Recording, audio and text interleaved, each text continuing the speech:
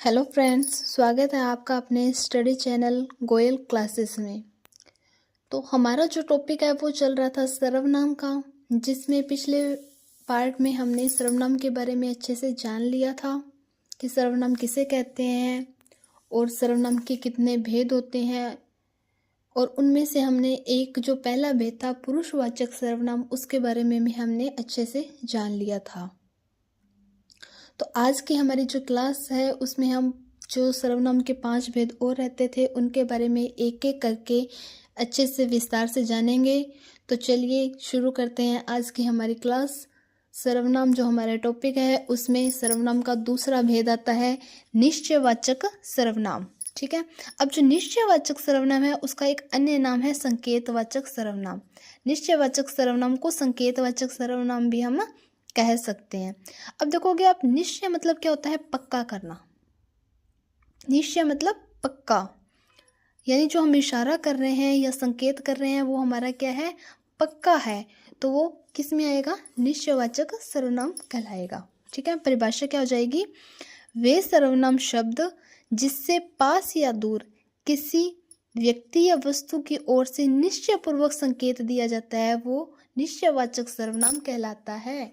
ठीक है, यानी कि क्या है कि अगर हम किसी व्यक्ति की तरफ या किसी वस्तु की तरफ कोई इशारा कर रहे हैं, चाहे वो हमारे पास है चाहे दूर है, हम जो इशारा कर रहे हैं वो अगर पक्का है तो वो क्या कहलाएगा? निश्चयवाचक सर्वनाम कहलाएगा। मान लीजिए उदाहरण के लिए, यह पुस्तक मेरी है, तो इसमें क्या है? मेरा जो इशारा है वो क्या पक्का है। अगर मैं कहूँ कि ये पुस्तक हो सकता है मेरी है, तो इसमें क्या संदेह है कि हो सकता है, ना भी हो, ये भी हो सकता है। ठीक है, तो ये क्या है? अगर पक्का इशारा है तो वो क्या है? निश्चयवाचक सर्वनाम है। तीसरा भेद आता है अनिश्चयवाचक सर्वनाम। वे सर्वनाम शब्द जिनसे किसी व्यक्ति या वस्तु की निश्चित जानकारी नहीं मिलती है। निश्चित यानी कि पक्की जानकारी नहीं मिलती है। निश्चय में तो क्या था कि किसी के बारे में हमें पक्का इशारा हो, यानी कि इससे हमें पक्की जानकारी मिलती है।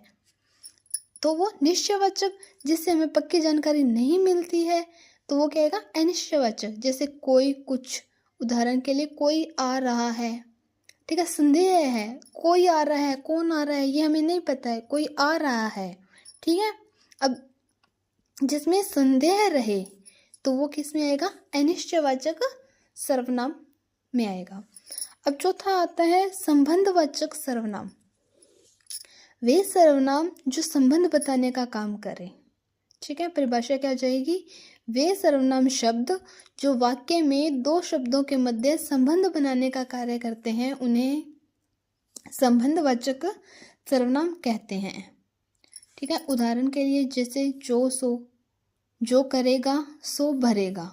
ठीक है, अब ये क्या है? वाक्य है, इसमें जो शब्द हैं, दो शब्द हैं, उनके मध्य संबंध बता रहा है। अब कौन?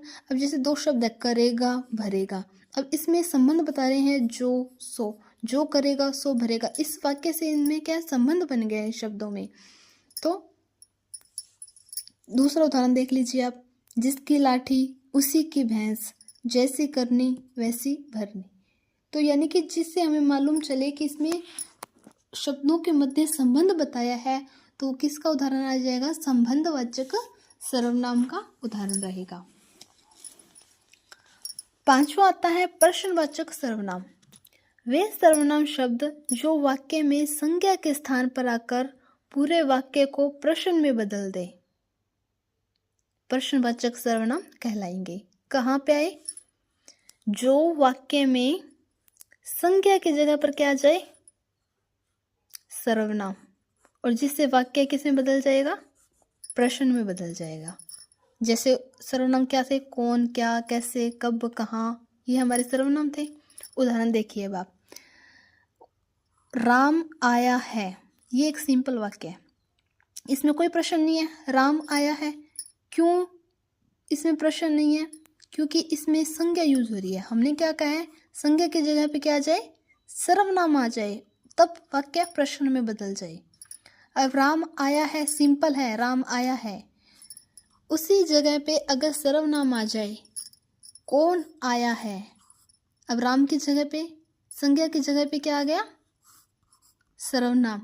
राम की जगह पे क्या आ गया? सर्वनाम। कौन। अब कौन आया है, अब ये पूरा वाक्य किसमें बदल गया? हमारा प्रश्न में बदल गया। तो यही था कि वे सर्वनाम शब्द जो वाक्य में संज्ञा के स्थान पर आकर पूरे वाक्य को प्रश्न में बदल देते हैं, प्रश्नवाचक सर्वनाम कहलाते हैं। अब छठा है निजवाचक सर्वनाम। अब निज मतलब निजी, अपने आप, स्वयं, खुद के बारे में, ठीक है, जहाँ अपने आप का भाव होता है। अब परिभाषा क्या हो जाएगी? वे सर्वनाम जिनका प्रयोग स्वयं यानी खुद, अपने आप के भावना के साथ करते हैं, वो निजवाचक सर्वनाम कहलाते हैं। उदाहरण के लिए, मैं यह काम अपने आप कर लूँगा या मैं अपने काम अपने आप कर लूँगी। तो अपने आप इसमें क्या है? हम स्वयं हैं, खुद हैं। तो जिसमें खुद का भाव हो, निज का, स्वयं का, तो वो किसका उदाहरण रहेगा? निजवाचक सर्वनाम का। ठीक है, तो यहाँ पे हमारे 6 भेद वो पूरे हो गए। अब इसी में एक और भेद देखो आप, संयुक्त सर्वनाम। संयुक्त मतलब जुड़ना या मेल होना। वे सर्वनाम जो जुड़कर बनते हैं। किन से जुड़कर बनते हैं? सर्वनाम प्लस सर्वनाम, संज्ञा प्लस सर्वनाम, ठीक है, इनसे जुड़कर बनते हैं। परिभाषा देखो, वे शब्द जो सर्वनाम तथा संज्ञा के मेल से निर्मित होते हैं संयुक्त सर्वनाम कहलाते हैं। जैसे सब कुछ, सब कोई, कुछ कुछ, ठीक है, ये संयुक्त सर्वनाम के उदाहरण हैं।